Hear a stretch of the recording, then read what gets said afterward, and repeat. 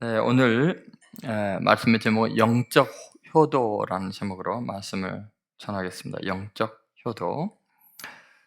어, 성경에서는 부모를 공경하라는 것이 제일 첫째 되는 계명이다. 십계명에 하나님을 향한 네 가지 계명, 그 이후에 인간을 향한 계명의 첫 번째가 내 부모를 공경하라. 그리고 그리하면 너가 잘 되고 땅에서 장수하리라.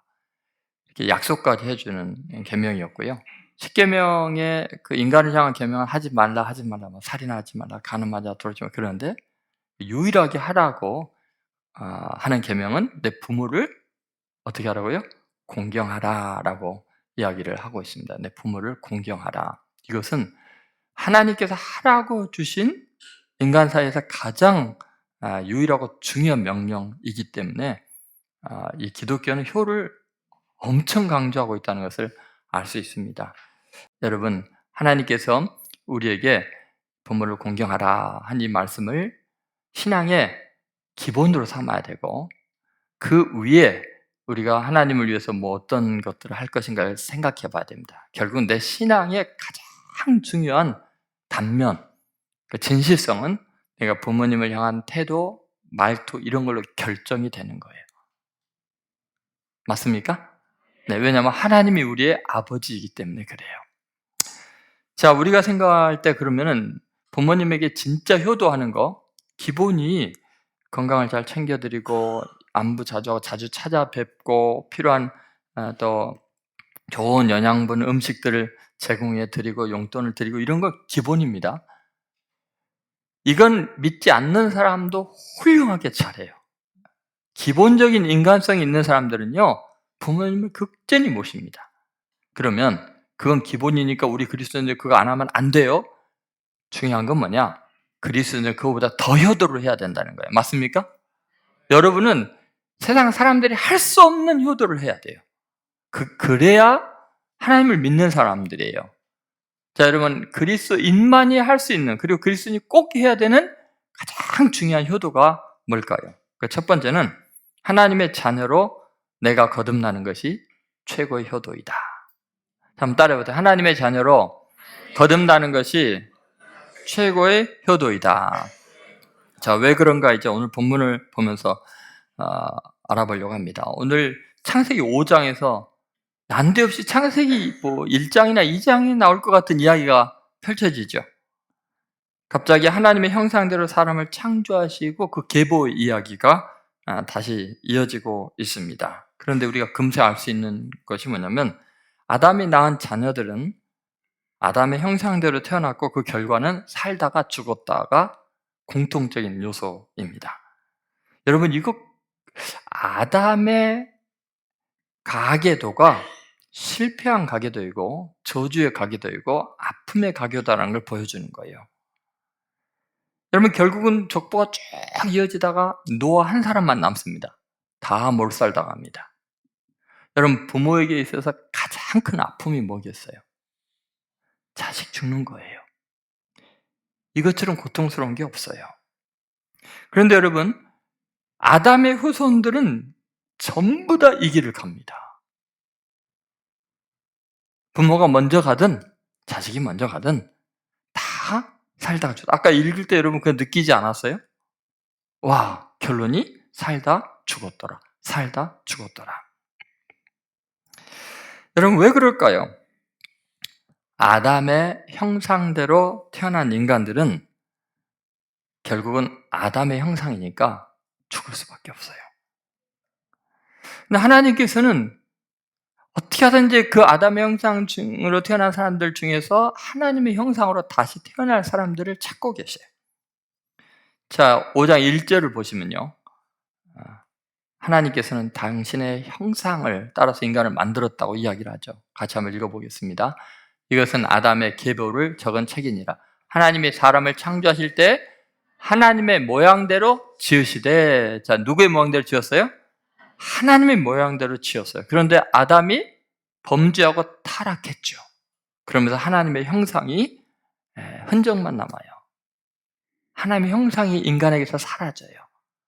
그리고 아담이 낳은 자식은 누구의 형상대로 태어나요? 하나님의 형상이 아니라 자기의 모양, 자기의 형상대로.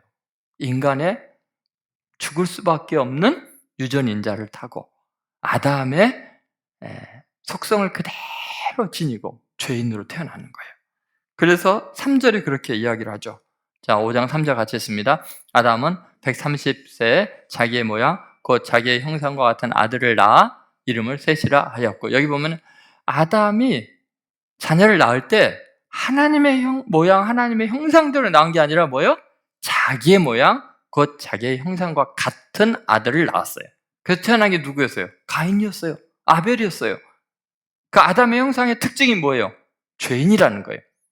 예배 드리다가 동생이 마음에 안 든다고 돌로 쳐서 죽였어요. 왜요? 왜 그런 일이 일어나요? 막 아담에서 태어난 순수한 첫 번째 사람인 것 같은데 죄악이 많이 관용해서 흘러내려온 이 시대가 아니고 그냥 아담의 자손인데 아담의 형상이에요. 아담의 그냥 속성을 그대로 지니까 가장 인간이 거룩해야 되는 순간이 예배인데 신앙의 공동체인데 바로 그 예배 드리는 것 때문에 동생을 쳐 죽일 정도로 인간은 그냥 끝까지 타락할 정도로 타락한 모습으로 태어난 거예요. 이게 자기의 형상, 자기의 모양, 아담의 형상 모양, 그게 인간의 모습이라는 거예요. 여러분, 그런 모습을 본 아담은 얼마나 기가 막혔겠어요. 자식이 거듭나지 않으면, 새 사람이 되지 않으면요, 내가 낳은 자식이 서로를 죽이는 거예요. 다윗 보세요. 얼마나 훌륭한 하나님의 사람입니까? 그런데 그 자식들이, 왕자들이 서로 죽이잖아요. 아버지도 죽이려고 하잖아요. 이게 하나님의 형상대로 거듭나지 않으면 인간의 모양과 인간의 형상으로는 아무리 잘 키워도 방법이 없어요. 여러분, 꼭 하나님의 자녀가 되는 권세, 하나님의 형상을 회복함으로 부모님에게 큰 효도를 하는 성도들 되시기를 주의 이름으로 소망합니다. 네, 두 번째, 영적 가치를 남기시도록 도와드려야 한다. 한번 따라서 영적 가치를 남기시도록 도와드려야 한다. 여러분, 하나님께서 지금 이 아담과 셋의 족보를 쭉 기록하잖아요. 그런데 그 족보를 쭉 기록하면서 아주 똑같은 패턴으로 모든 사람들이 묘사가 되어 있습니다. 그들의 인생을 딱 세 마디로 요약을 합니다. 그 세 마디가 뭐죠?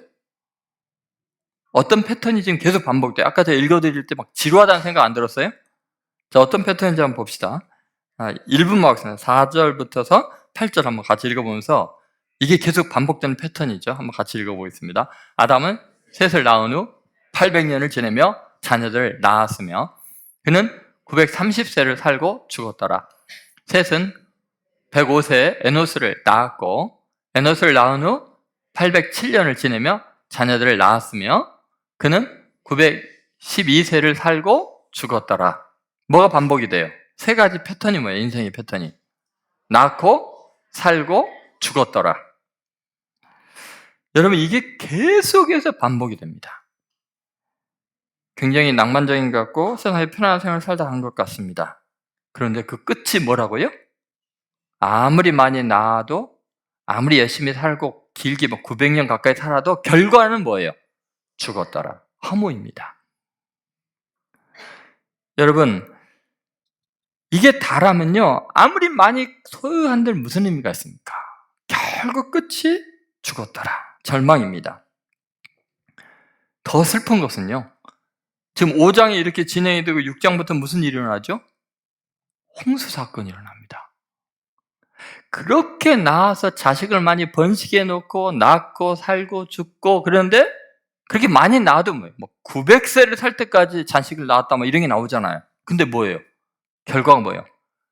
홍수 심판으로 전부 다 시체가 됩니다. 다 죽습니다. 여러분, 이게 지금 보여주는 게 뭐라고 생각하십니까? 분명히 아담에게 그러셨잖아요.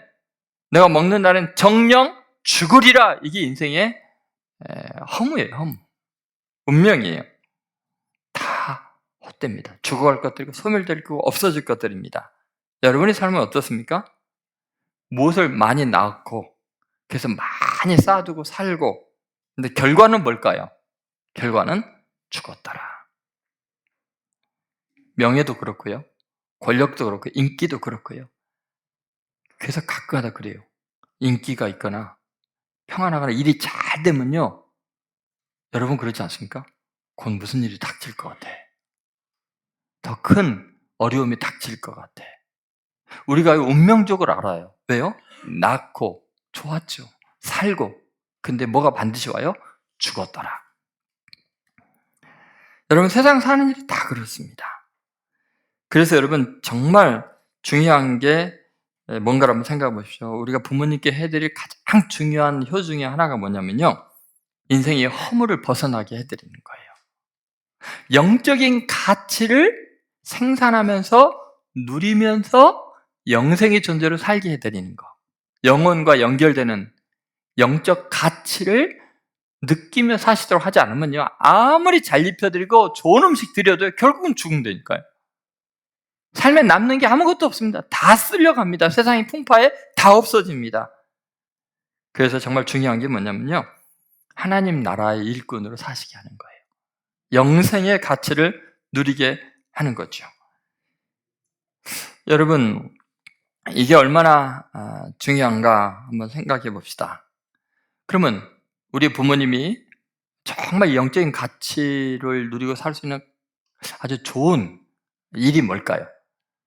여러분 뭐 많은 일을 하실 수가 없잖아요. 몸도 약하고 움직이기도 힘들고 아프고 막 그러시는데, 근데 굉장히 중요한 일이 있습니다. 그게 뭐냐면 기도입니다. 기도. 여러분 이게 얼마나 파워풀하냐? 자녀들의 생애, 그리고 교회 부흥과 보호함, 그리고 세상의 구원과 역사의 흐름을 바꾸는 가장 강력한 힘이 뭐냐면요, 돈도 아니고 지혜도 아니고 과학의 발달도 아닙니다. 세상을 바꾸는 힘은, 근본적인 해결책은 기도입니다. 여러분 저는 우리 민족이 이렇게 잘 살고 위대한 민족이 되고 이런 것은요,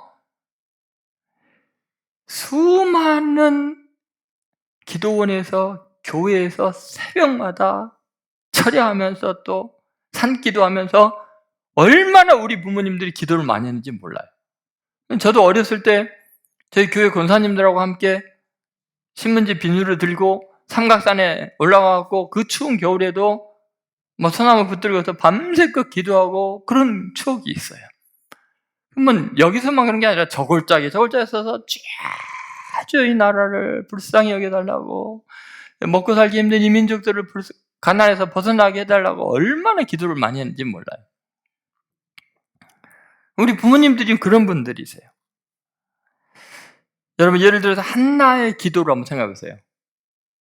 자식이 없는, 그리고 계속 괴롭힘을 당하는, 분인나에게 괴롭힘을 당하는 그 한나의 인생이요, 너무나 원통한 것이 많아서 나는 여호와 앞에 기도하는 여자라.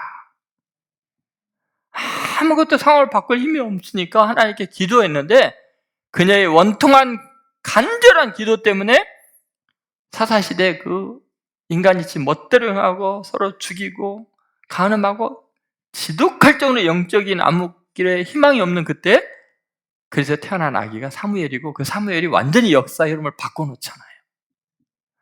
여러분 내가 아무것도 할 수 없고 당할 수밖에 없고 힘겨운 상황에서 부모님이 기도한다면, 여러분 기력이 쇠해도 정신만 말짱하면 기도할 수 있잖아요. 그 기도는 가장 강력한 역사가 있어서 자녀를 복되게 하고 위대하게 만들 뿐만 아니라 교회를 지키고 부흥시키고 나라를 새롭게 할 수 있는 능력이 기도에 있는 거예요. 그래서 부모님에게 기도에 대해서 같이 많이 나누어야 돼요. 기도 제목을 드리고 제발 날 위해서 기도해 주세요. 마지막 이제 세 번째, 되도록 빨리 끝내도록 하겠습니다. 시간이 왜 이렇게 빨리 가는지. 하나님과 동행하시도록 도와드려야 된다. 한번 따라해보세요. 하나님과 동행하시도록 도와드려야 한다.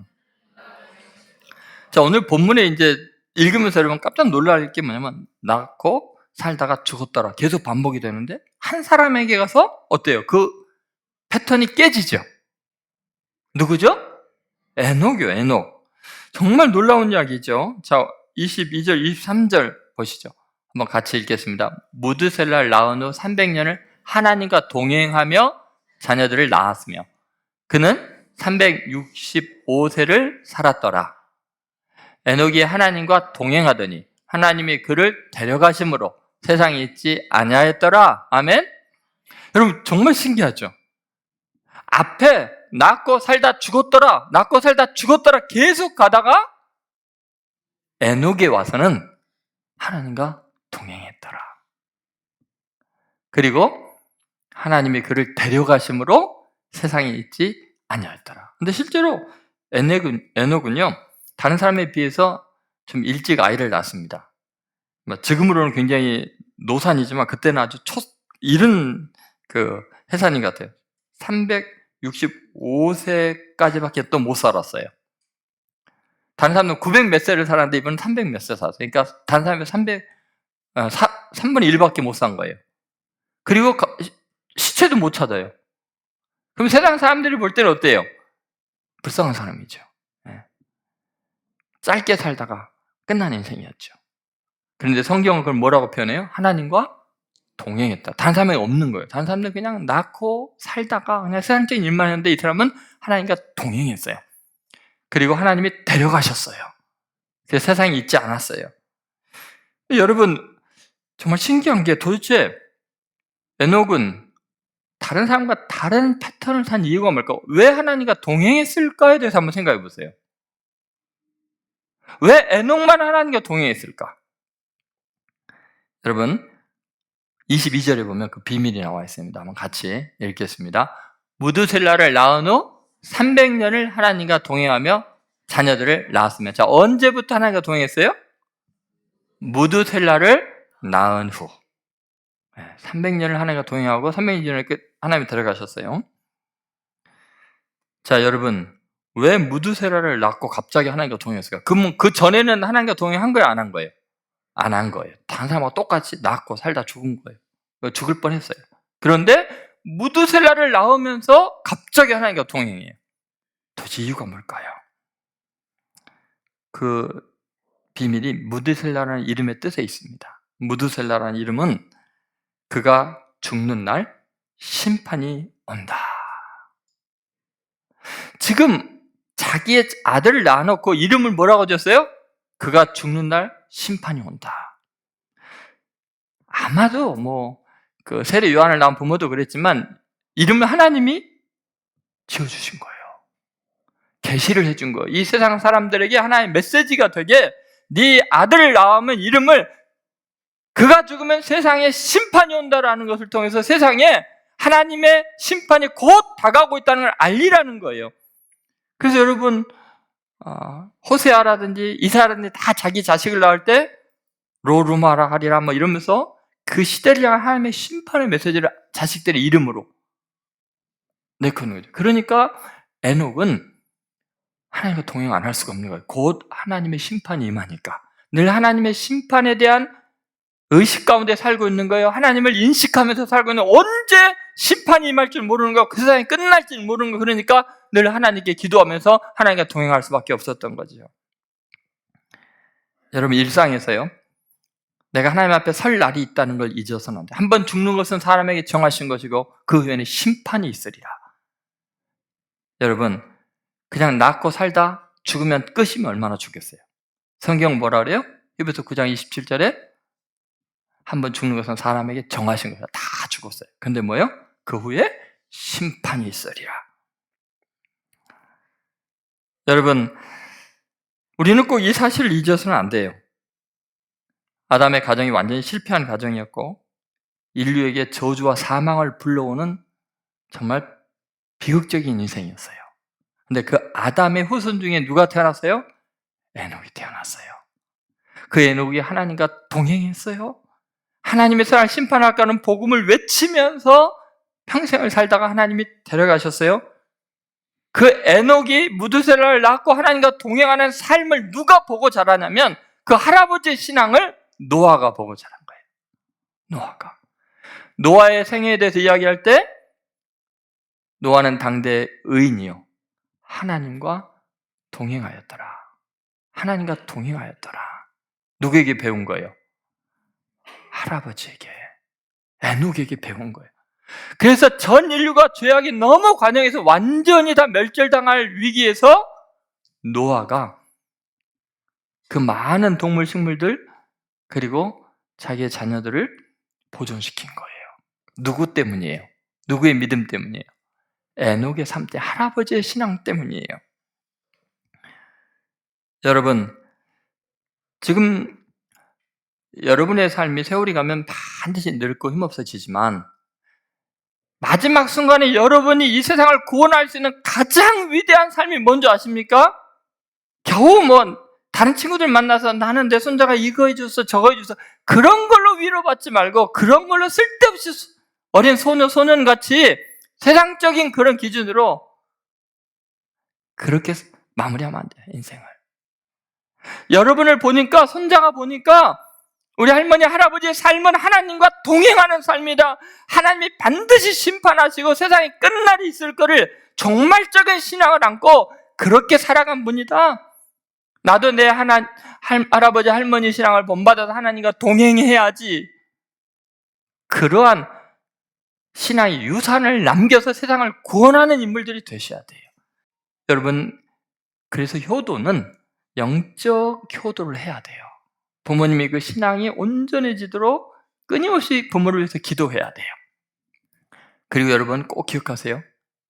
육적인 효도와 이 영적인 효도는 분리가 안 된다는 거예요. 왜 그런가 보세요. 예수님께서 십자가 위에서 매달려 죽으실 때 마지막 하신 말이 뭐예요? 다 이루었다. 내 영혼을 아버지 손에 부탁합니다. 다 이루었다. 내 영혼을 아버지 손에 부탁합니다. 그 전에 무슨 이야기 한 줄 아세요? 이 영적인 거잖아요. 다 이루었다. 내 영혼을 아버지 손에 부탁합니다. 그 전에 뭐 했어요? 예수님이 십자가 밑에서 울고 계신 자기 어머니를 보고서 사랑하는 제자를 보면서 뭐라 했어요? 어머니 보십시오. 아들입니다. 요한에게는 보라 네 어머니다.